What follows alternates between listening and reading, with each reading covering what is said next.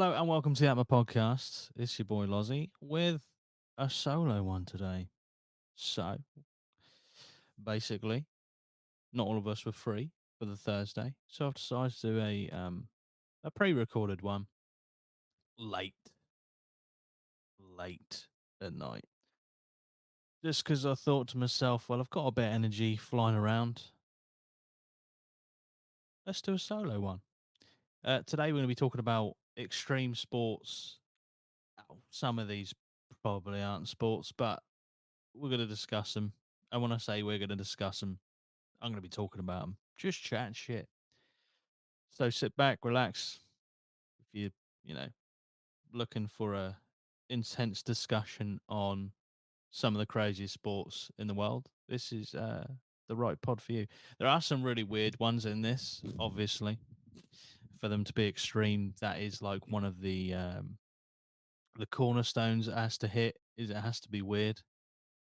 Yeah, keep myself fueled with not water today. Well, it has got water in it, but it's a Fanta lemon, just because it's in the fridge next to me, and I forgot to bring a water up. I know, first world problems. Let's get a bit of ASMR in it. Oh, that's crisp. That's crisp. That's naughty. I do like a Fanta lemon.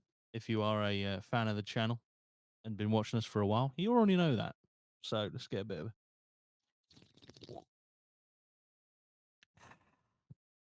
That's almost like an advert, that in itself, honestly. But yeah, I hope everyone's well. Hope wherever you're listening or watching from, hope your day's going well. I do want everyone to be just happy, really. And I hope this podcast contributes to that in any way, or just a little bit. Just a little bit. Look, when we think extreme sports, what do we think of? Do we think of like base jumping, paragliding, uh, cave diving? That's mental. There's a few on this list that you would naturally think of. I've tried to go out of my way to pick ones that I'm not too, you know, knowledgeable of. And some of them I've never actually heard of before. So I think we'll kick off the list with a sport that is I want to say kind of just came out of nowhere in my opinion. I didn't hear anything about this before. I don't understand how it's a sport. If I'm 100% honest with you, I don't understand how it's a sport. But we're here. Some people don't think darts is a sport. Some people don't think snooker is a sport. And I get it. There's like limited physical output, but there's still technique. There's still, you've got to have like knowledge of the game. This next sport is, in my mind, purely just animalistic. It's just weird. Now, I will just point out before we get into them, ideally, this is for the viewers, obviously, for the audio listeners, you won't have this facility because you'll be listening to it. But I was planning on showing you clips of all the sports that I have listed on this list. But when I thought about it on reflection before going to do this podcast, I thought, well, I'm probably best not to actually, because the amount of times we've showed clips of stuff just to give people a better understanding other than descripting describing what we're seeing, sometimes we just get claimed for using like 10 seconds of a video. So I thought best not. I'll do my best to describe it. I have got some pictures of the sports just to give people, the viewers, maybe a better picture, for lack of a better word. I do apologize.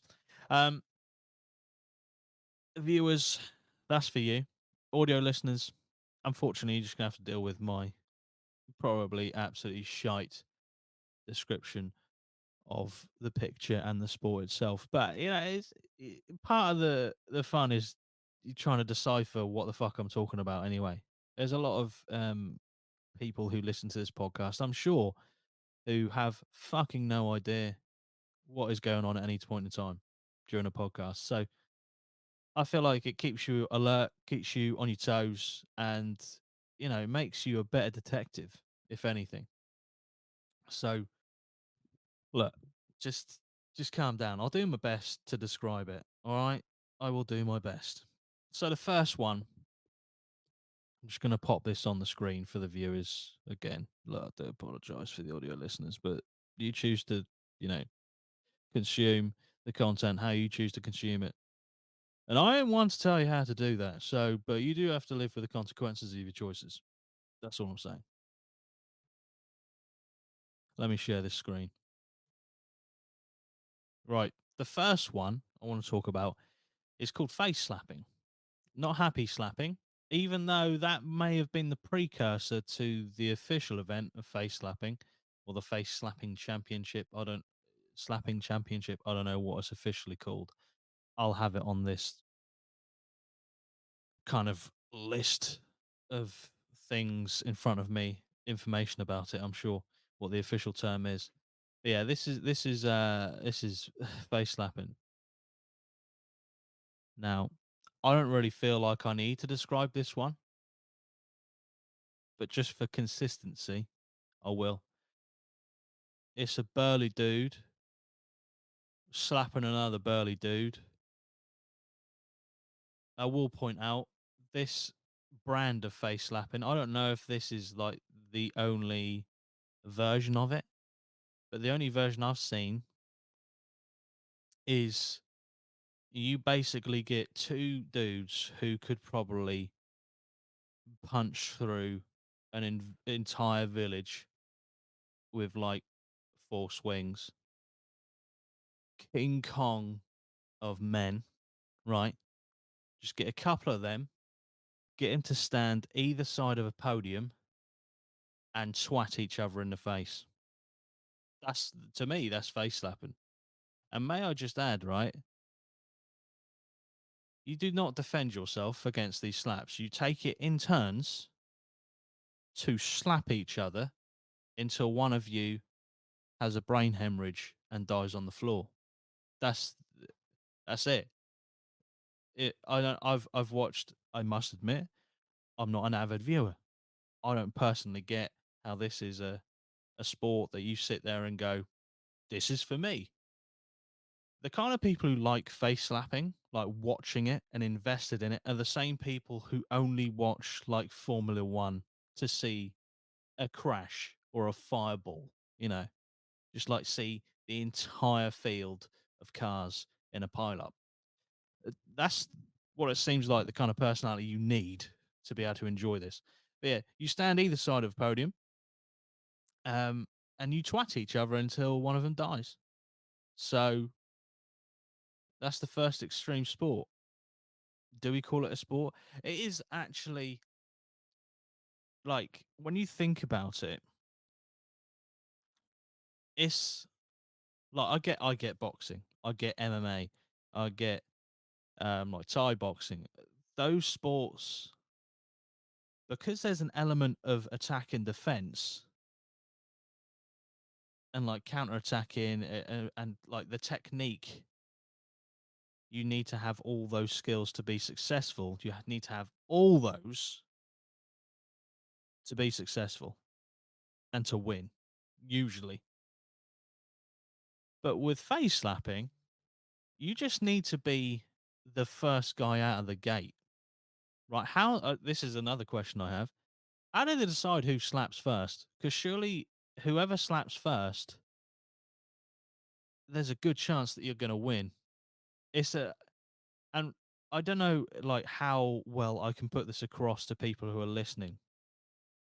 The viewers will have a slightly better idea because I'll describe this picture to you, right? A guy is slapping another man in the face legally for money. The guy receiving the slap is holding on to a podium with one hand and has obviously had his neck contorted by the slap. The photographer's done a great job here by taking the shot mid slap.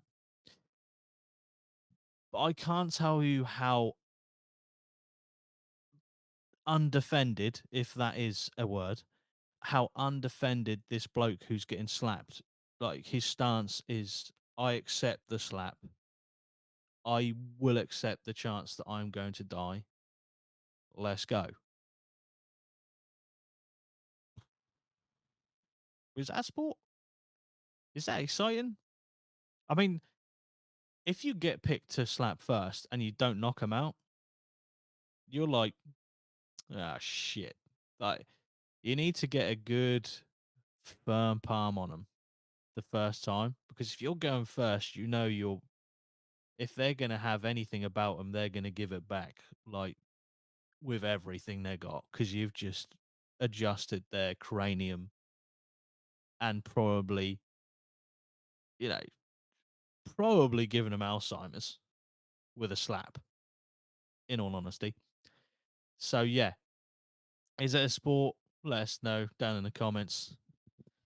Face slapping two men of any size take turns slapping the sensors out of each other until one taps out or gets floored. I don't understand how you can tap out. You can't. I don't. I guess you could take one slap, but not fall on the ground and not get knocked out and say, "Yeah, I'm done, mate." But you wouldn't know because you know you've got the next slap. You can get him back. Knockouts come fast and furious. Yes, they do. The four clips that I've watched of face slapping, none none of the people getting slapped have replied with a slap because they're dead, deceased, no longer with us. The winner of the 2019 Male Slapping Championship at the Siberian Power Show in Russia, surprise, surprise, was Vasily Pelman, who was 370 pounds, nicknamed Dumpling. I'm pretty sure, I don't know if that is him in the image. I won't say it is because I don't know. But 370 pounds, man, nicknamed Dumpling. Do you know what the astonishing thing is about this, right? In 2019, that isn't too far away, pre COVID, those were the days. £370 man, nicknamed Dumpling, slapped the fuck out of another man, and probably many, many other men to win the male slapping championship. I don't know how many rounds you have to go through. Maybe you got picked first every time. Don't know. But he got 30,000 Russian rubles for winning. I'll let you just have a second to think to yourself, how much money is that in equivalent to dollars or or pounds? I'll just let you have that moment to just think to yourself, wow, 30,000 rubles, is that like 30 grand? Is that like 300 grand? Is that like 10 grand? Is it like 1,000? What is it? It's $470. $470 to have, I would say, at least a 35% chance of brain hemorrhage throughout the championship and to have about 4 to 5 murders on your charge sheet. $470 prize money for the winner. He won. He didn't lose. He didn't get out. He didn't get knocked out in the first round. This guy won and got $470 for his efforts. I don't know. I don't know. I know face slapping, or there's like a, what is it, like power slap or slap league? I can't remember what it's called. The guy who owns the UFC has got into face slapping and made it. I would expect the prize money to be a lot more now. But as far as I could tell, the original face slapping championship is no real different to the updated model now, as far as I can tell. Anyone who's into face slapping, please get in touch and tell me how much of an uncultured swine I am for not liking face slapping. I just don't see the appeal in it. You're literally watching someone get twatted and then dying, and then sending out the next conveyor belt, you know, brick shithouse who might stand a chance to slap back. I don't know, but yeah, that's face slapping, extreme sport, or crazy. I can't remember what I called this episode now. Is it crazy extreme sports? The craziest extreme sports in the world? I don't know. It's all right. The Fanta Lemon will keep me going. Now, this next one we have actually talked about before on the channel. Ironically, this was the one of the videos or the clips I was referencing in that start bit, where we got copyright struck for using uh, probably about 20 to 30 seconds of video footage from cheese rolling. Now, I will say we did transform it. We spoke over it. There wasn't any original audio from the video that I used. We all spoke over it. We picked different parts to play, skip through it, skip back. I just want to show off cheese rolling. I think it's a funny sport, if you can call it a sport. It's pastime, sport, whatever. But anyway, here's cheese rolling for the viewers. Again, not really sure how I can describe it other than everyone starts at the top of a massive steep hill. They lob a wheel of cheese down the hill and they chase it. Apparently, it's a 7 to 9 pound round of double Gloucester cheese, and it can reach speeds of 70 miles an hour when it's rolled down Cooper's Hill near Gloucester. 70 miles an hour. I'm telling if that hits anyone down at the bottom of the hill, because they do have people to try and, because the hill's so steep, they have people at the bottom to stop the people chasing the cheese basically rolling on forever. So they're there to like stop people just continuing to tumble and, probably break every possible body part and bone there is. But yeah, imagine if that wheel of cheese is going 70 miles an hour and hits one of those people at the bottom. That would be probably worse than a car tire hitting you at that speed. Just getting pulverized by a wheel of cheese. It's not the way to go, is it? It's not the way to go. The exact origin of cheese rolling is unclear, but the annual event at the end of May used to be just for locals. Now people come from all over the world to compete for glory during the Cooper's Hill cheese rolling and wake. Like any good sports person, keep your eye on the cheese. It's been known to injure some unfortunate souls. I would fucking say so. 70 miles an hour? I'm surprised it's not taking off heads left, right, and center. I wonder how many people have been decapitated by cheese. That's a good question. But yeah, as you can see from the picture, it is pretty self explanatory. You toss a wheel of cheese down a steep hill and then you fall ass over tit for an eternity until you reach the bottom to see that you've not caught the cheese. That's basically it. It's quite a funny extreme sport. One, because the prize is the cheese. You win the cheese. If you catch the cheese, you win it, and it's like the trophy as well. So they're saving mad money on like the ceremony part of the championship. I call it a championship of the event. What you're chasing is literally the trophy. They lob the trophy down the hill and you have to chase it. And if you catch it, you get to lift it. You're the winner. but also just the amount of carnage and damage it must cause to your body to run down a hill so steep that I would say, for the audio listeners, there was one, two, three, four, five, six, seven, eight, nine, 9 people in the picture who are chasing the cheese. I would say maximum three are on their feet.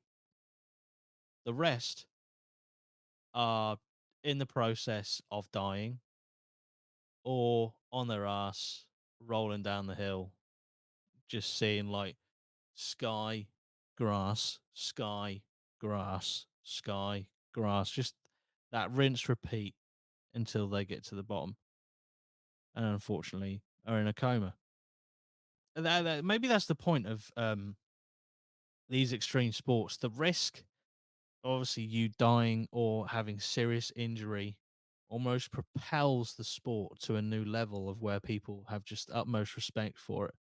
I mean, personally, cheese rolling for myself would be up there more than face slapping because I think it's just a better event. I mean,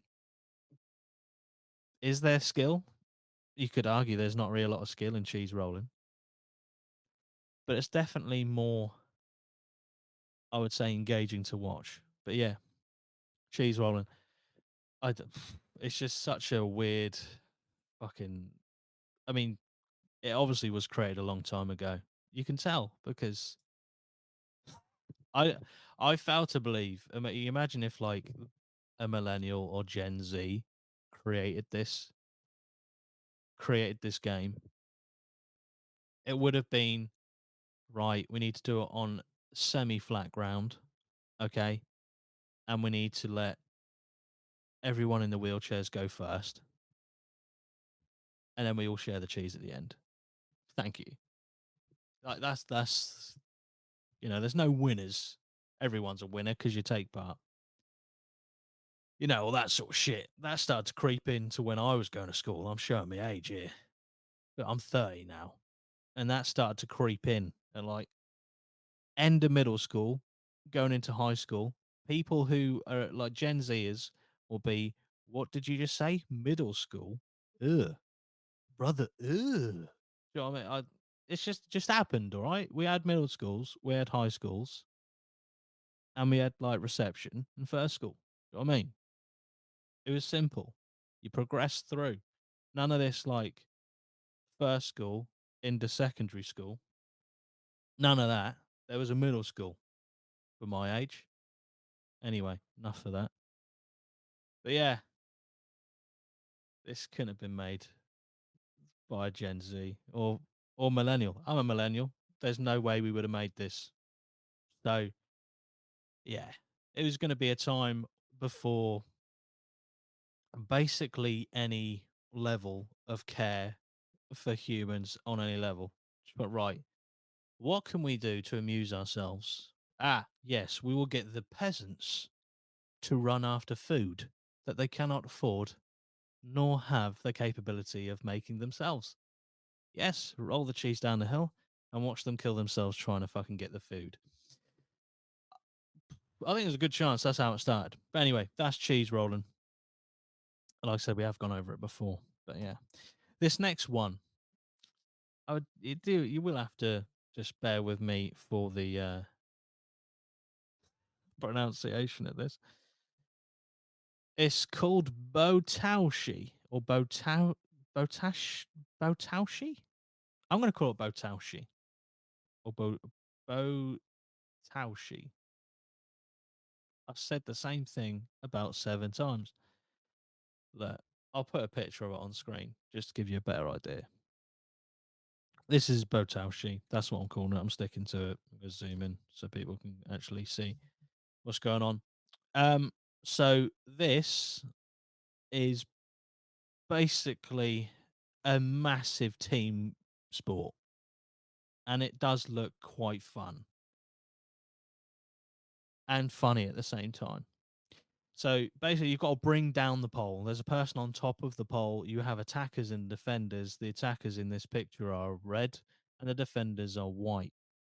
They're wearing white. That's not their skin color. Let's not go into a racial thing. All right, just calm down.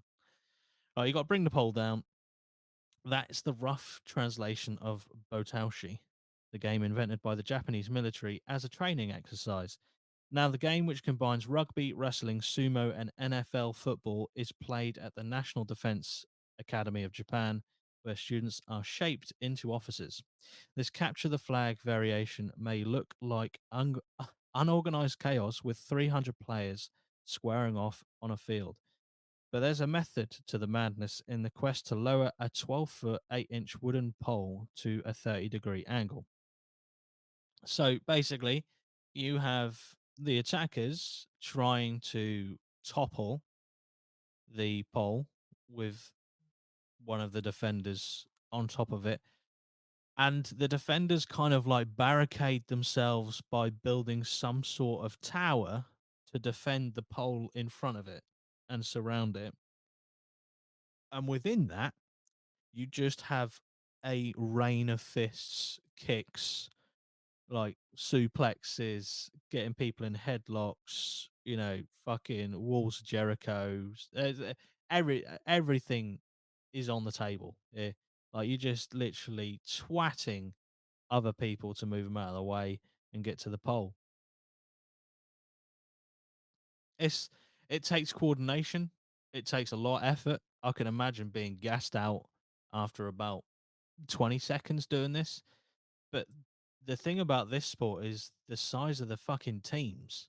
There's 150 people on each team. Fucking hell. 150 people just swinging for the fucking hills until the pole is defended or it is toppled. That's crazy. That is crazy. The thumbnail and the title are so relevant to this sport. I would love to give it a go. I mean, in the picture, just for like, if people do have safety concerns, they are wearing head guards. They're all wearing head guards. That's the only guards they are wearing. So if they get kicked in the throat or punched in the dick, that's sayonara, which is good because I'm pretty sure sayonara is Japanese, international, language expert. You don't get much better than that. So then when someone in the comments says, actually, that's Korean, fuck. Anyway, that's Botaushi, and I'm sticking to that. Botaushi, 100%. I'm not moving on that. It combines rugby, wrestling, sumo, and NFL football. Don't really get the NFL football. I guess maybe they can like throw each other around, but then wrestling and sumo would have covered that. Maybe it's because they wear protective headgear. That's it, though. Don't see the similarity. There's no ball involved. I suppose you could argue rugby's not really, but rugby's a more like physical, moving people out of the way sport.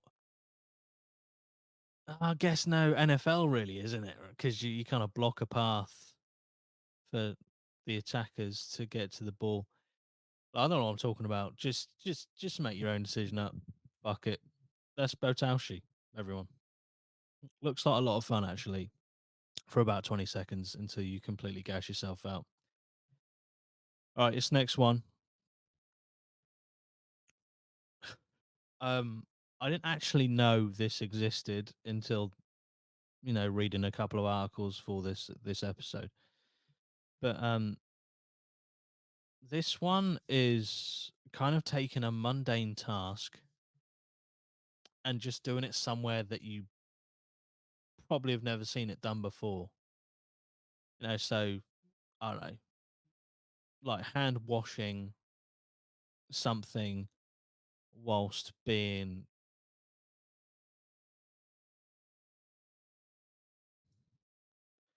it's like hand washing something whilst being catapulted at a wall.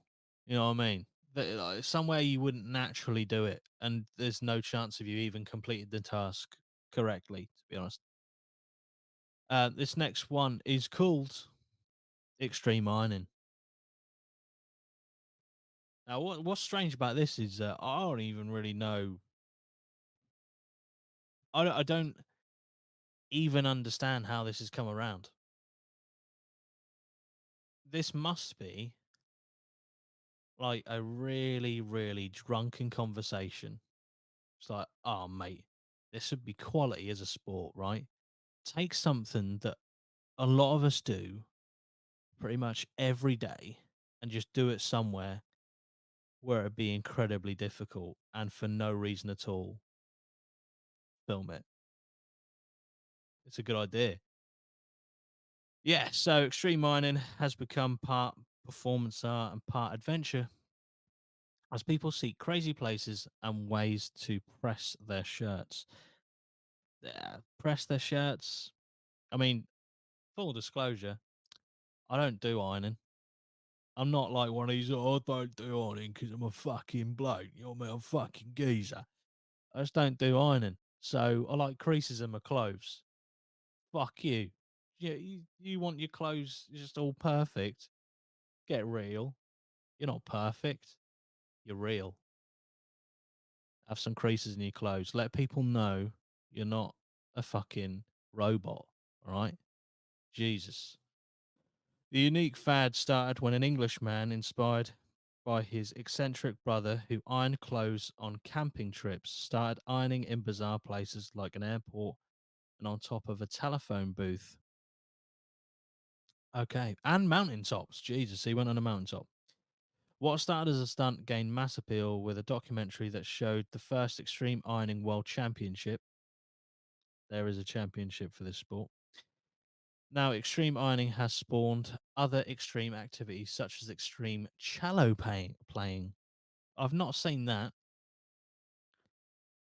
I mean, yeah, it is basically taking a task that has no place in being completed in some of these places that they try and do it in, and then just make it a sport. How do you? How is it adjudicated? That's the question I want to know. Like, is it, for example, the picture that I've put on screen for the audio listeners is three people skydiving with a small ironing board, some clothing attached to the ironing board with an iron, ironing some clothes. That is it. So, how do you win at that championship? Do you have to have the clothes like looked at and so like, all right, this is crease free. There's not a lot of moisture on the garment. Well done. Do you get people who leave the iron on the same patch for too long and it leaves like a burn mark? That's marks off, I'm afraid. Ugh. Do you get people who die? Like literally, they're concentrated so much on getting the perfect ironing performance, but then forget to pull the shoe at the last minute. Yeah. The judge walks up and is like, I'm gonna have to mark you down. There's some blood splatter on this t-shirt. But our teammate died. He gave his life for this sport. It's like, well, he also got some blood on the garment. He's scoring a 2 out of 10. And I'm giving him a 2 because two of you survived. And do you know what I mean? It's like, how is that adjudicated? That is, and if you are a judge in that, what expertise do you need other than knowing how to iron? That's a strange one. Again, I feel like just sports and ironing kind of come together here, just doing something that's very mundane, but doing it somewhere that makes it not mundane. It's now a sport, so it is what it is. That's what I mean. I do apologise. It's just the Fanta lemon is making me a bit gassy. Do you know what I mean? Look, just chill out, all right? That's extreme ironing. This next one I've seen a little bit about, and if I'm honest, I don't fully understand it. It's it's just like you think to yourself, when this was originally put forward as a pastime or as something to do, you just can't help but think like there must have been so little to do that this was even a thought process in someone's mind. This next one is shin kicking. Yeah, that's right. You heard right. It's shin kicking. Um, it's been around for a long time. Apparently, it is a martial art. I don't know if that's completely true, but yeah, you win uh, by kicking your opponent in the right place. You learn the proper technique. You could become a master in the way of shin kicking. It's been around for a long time. They put it says here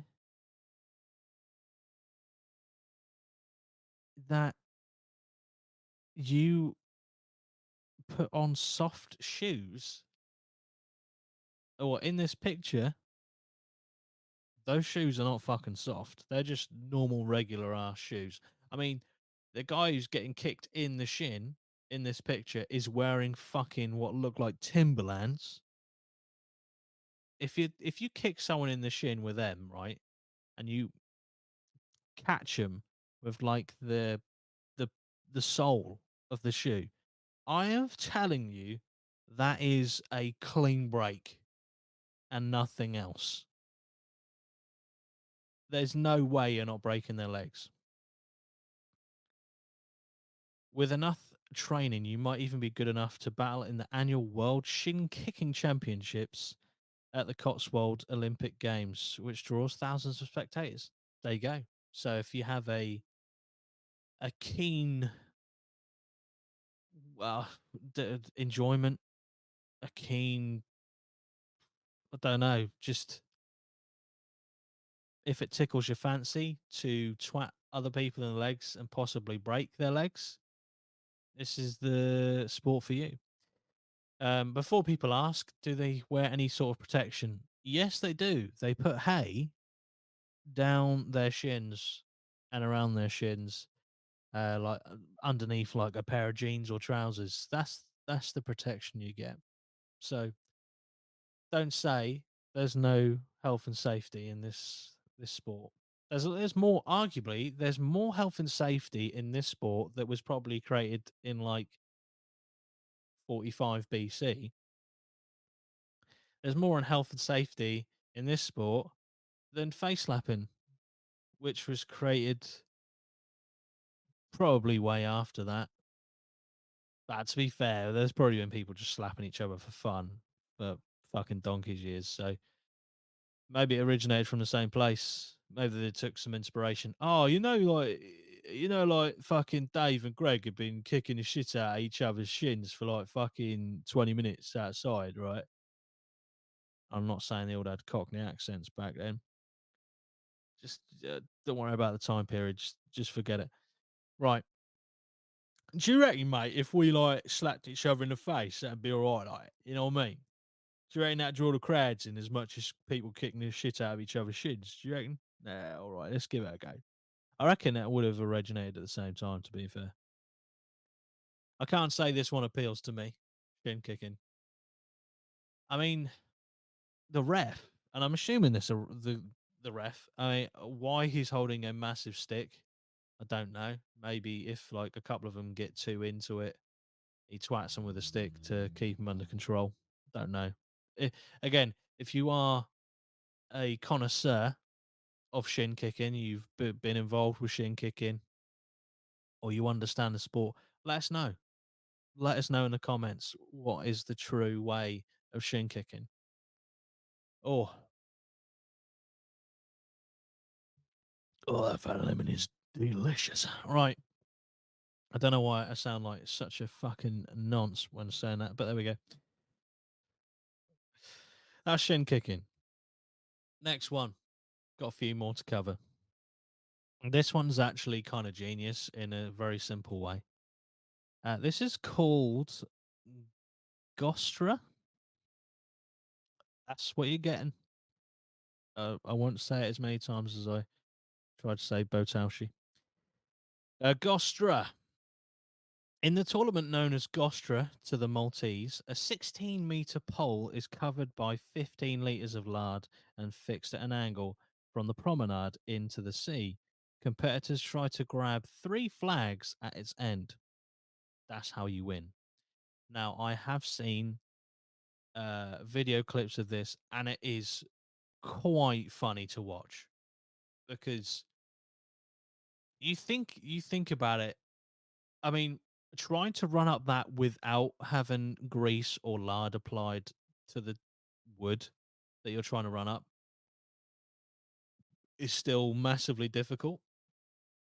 But to do that when you have zero grip and have to travel 16 meters in length, I'm not really sure if it's attainable. I don't actually know if anyone wins. I've not seen someone grab the flags, or all of them at least. So you've got um 3 flags in total. There's one, like, I'd say 75% of the way up, and then the other ones are literally right at the end. Like, you have to be an absolute fucking don to get all three. But it is quite funny. If you are, interested, I would definitely type in to YouTube, just put Gostra, and you will see people just absolutely twatting it off this pole on the edge of a promenade, just falling aimlessly into the sea.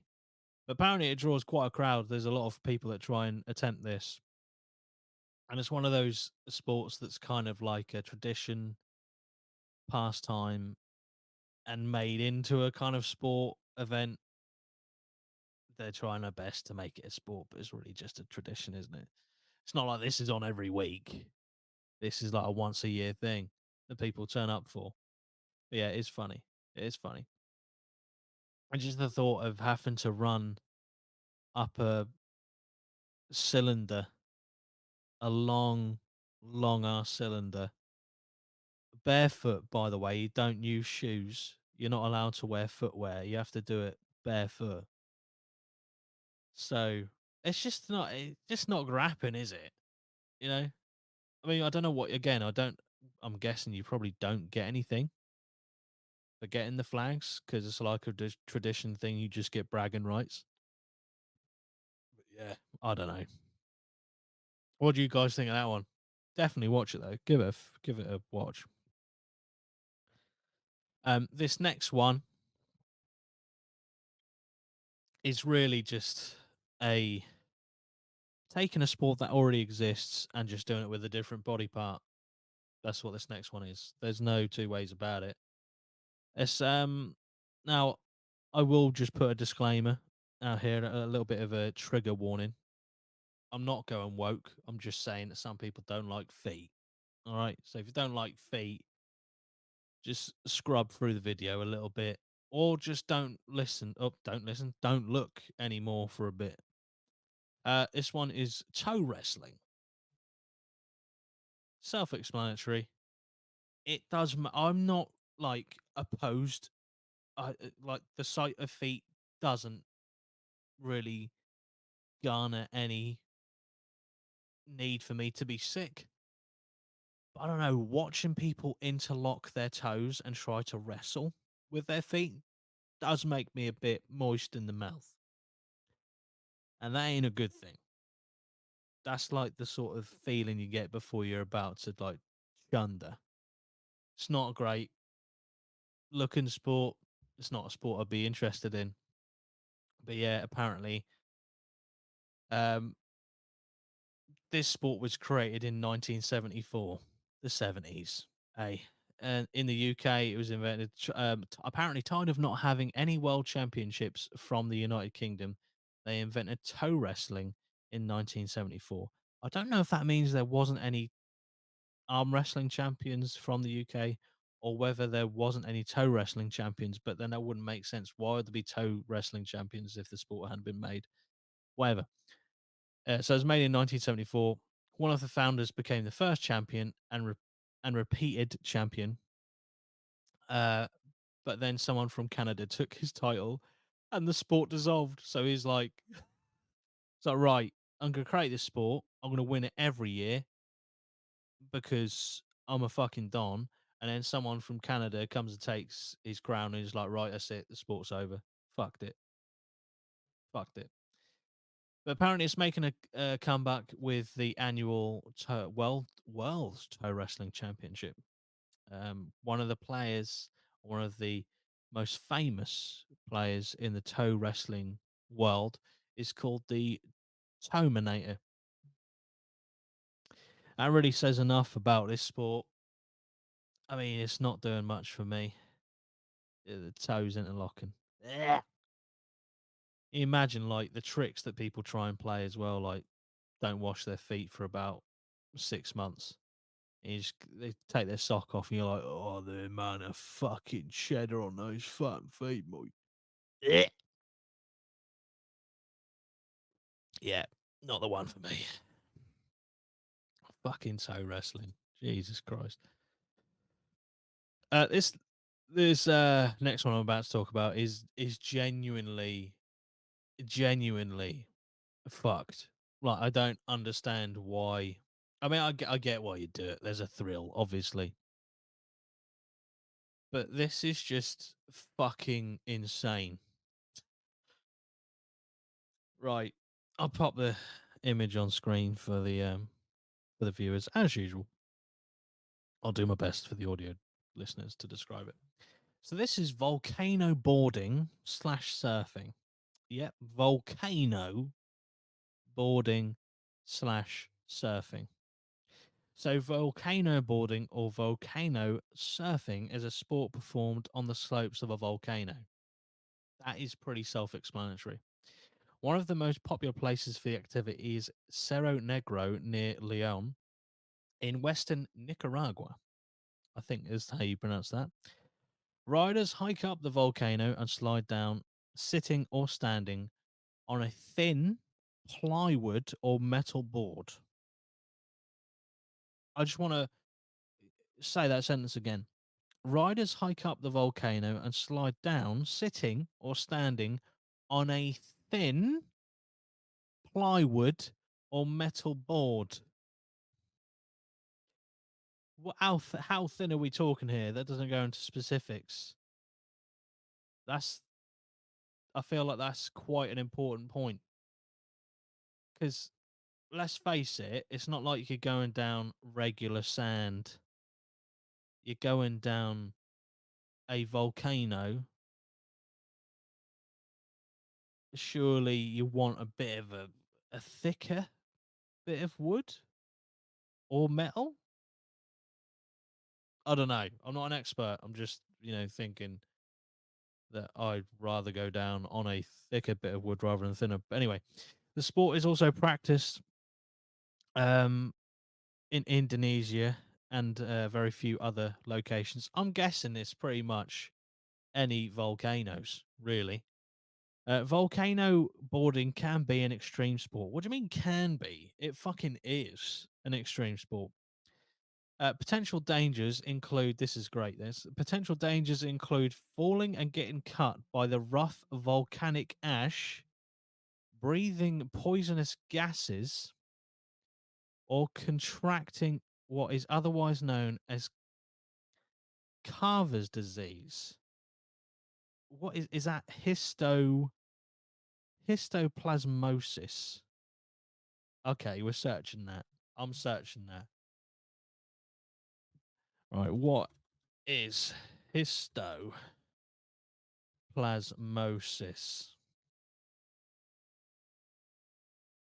Histoplasmosis is a lung infection caused by breathing in histoplasma, a fungus that lives in the environment in certain parts of the United States and the world. Even though people living in or traveling to these areas regularly breathing the fungal spores, most of the time they do not get sick. So, yeah, that's histoplasmosis. There you go. You learn. You learn on this channel. You can't say you don't. So, yeah, you can get cut up by the volcanic ash, you can breathe in poisonous gases, or you can get hit by flying molten lava. Amazing. So as you're flying down this volcano, there's a chance that the volcanic ash will cut you to smithereens. You may get what is known as histoplasmosis by breathing in poisonous gases, or you could be hit by flying molten lava. Also, I've just realized that by potentially getting hit by flying molten lava would indicate that they do this on active volcanoes, which is just screaming out for death, really, isn't it? Let's be honest. Protective gear, including jumpsuits and goggles, is often used. Don't think that's really going to help. Um, Cerro Negro is also an active volcano, although the last eruption was in 1999. So it's literally an active volcano. The activity can reach high speeds, with rides typically lasting only a few minutes and reaching up to 43 miles an hour. The current record for volcano boarding speed is 54 miles an hour. So you're telling me you are literally yeeting down a volcano's, well, I don't know how high they go up. They go right to the top where they can peer in and see basically into the pit of Mount Doom, or they just go like three quarters of the way up and come down. But anyway, you're still going over 40 miles an hour. If you come off, oh fuck, if you come off and you're wearing any less than like two layers of protective clothing, you're getting fucked. You're getting absolutely just yanked by a volcano. I would like to point out for the audio listeners and for the viewers, if you've not noticed it, the guy in the photograph who's doing this, he is wearing shorts. He is wearing what look like trainers and has a baseball cap on with what appears to be a pair of plastic goggles with no gloves. This guy is mental. No other way to put it. No other way. That is volcano boarding slash surfing. Amazing. Is that a sport you would like to try? Definitely not me. I'm good, thank you. I'm good. His next couple at the end, just to finish off, are kind of like involve animals, because I feel like any sport that involves animals is just automatically, as a spectating thing, potentially great, because often animals that are used in extreme sports are so ridiculously overpowered compared to humans in terms of like strength, that it's just funny to watch humans just get absolutely fucking mangled by them. When I say mangled, I don't mean like you see them get their head trampled on and it like split apart. But this next one, right? Bull rodeos or bull riding, whatever you want to call it.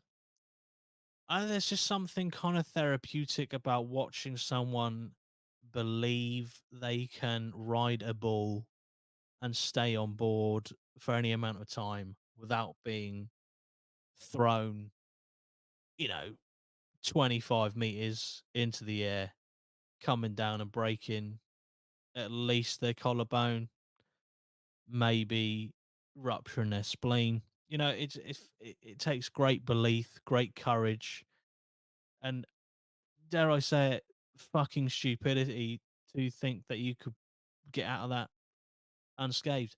And it's just looking at this picture in front of me.